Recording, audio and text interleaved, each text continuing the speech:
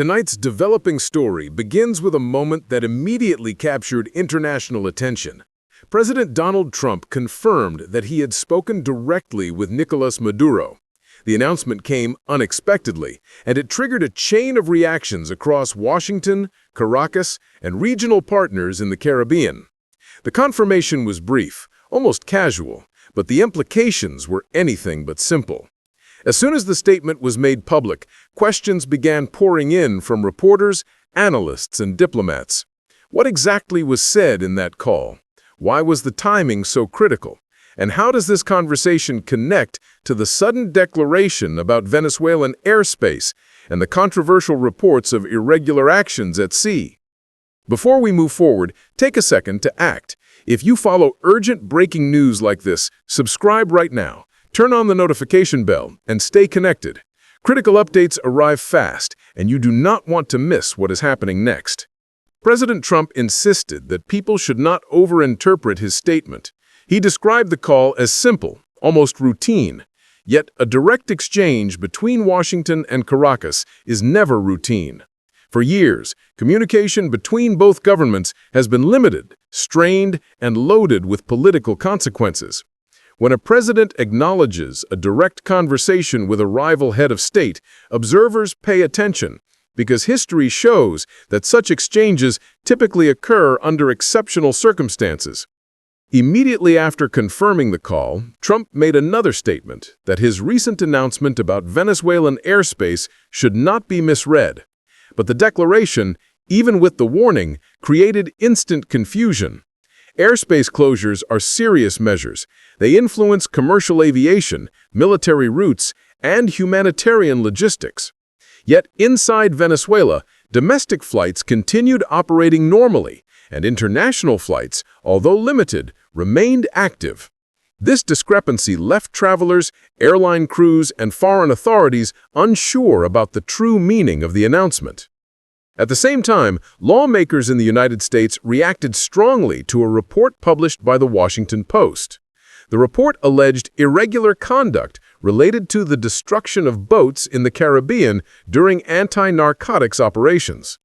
One member of Congress expressed deep concern, saying that if the report was accurate, he had, in his words, serious worries about anyone within the chain of command stepping over a line that should never be crossed.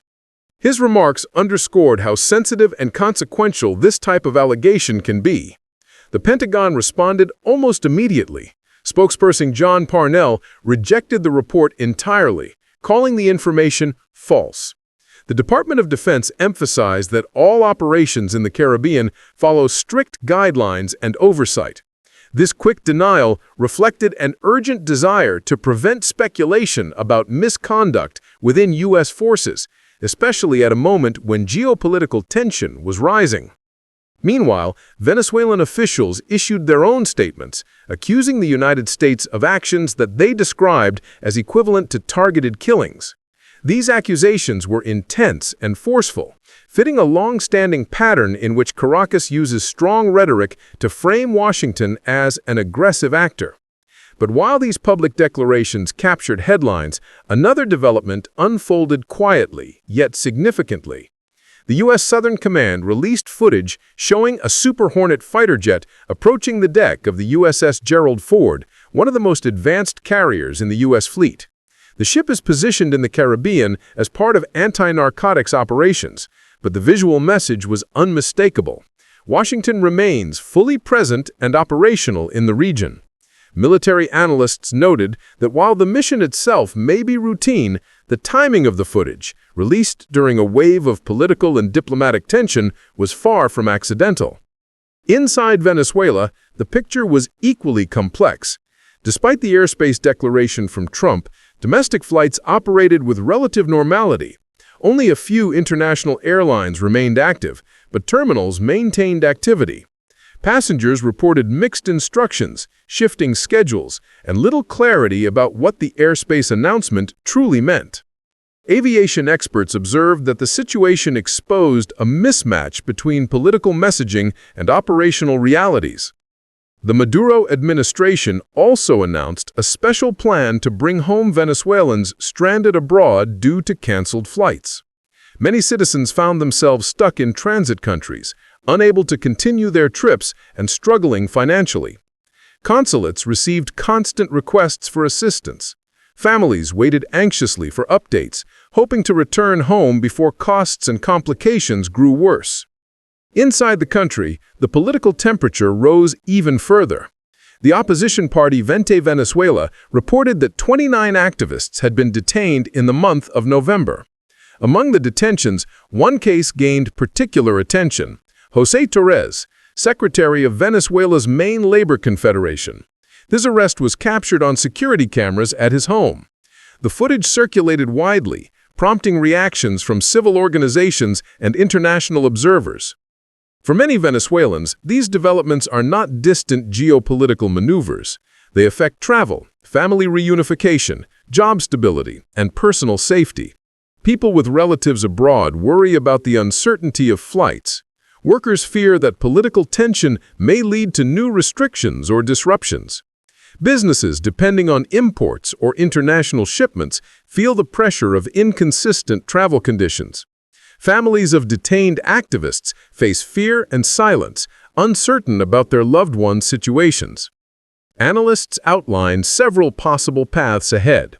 One scenario suggests that the phone call between Trump and Maduro could represent a start of a discreet diplomatic channel, focused on humanitarian concerns and security coordination.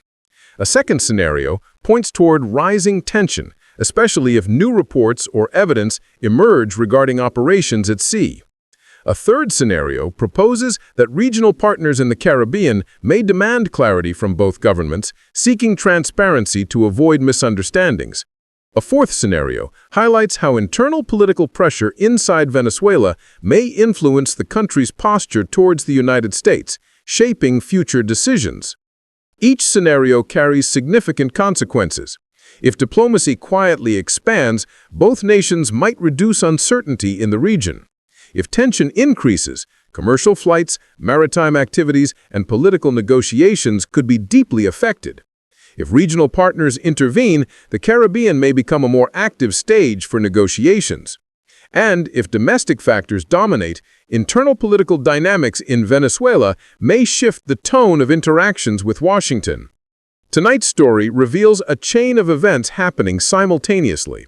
A direct phone call between Trump and Maduro, conflicting narratives about operations in the Caribbean, the visible presence of U.S. military assets near Venezuelan waters, uncertainty surrounding air travel inside the country, a government plan to assist stranded citizens, and nearly 30 political arrests in a single month, signaling a turbulent domestic climate. All of these elements shape a rapidly evolving diplomatic landscape. The central question now is whether this moment becomes the beginning of cautious dialogue or the spark for intensifying confrontation. The coming days will provide answers, and each new detail may shift the direction of this unfolding chapter. If you found this report valuable, subscribe, share your thoughts in the comments, and continue with the next analysis available on the channel to stay ahead of the latest developments.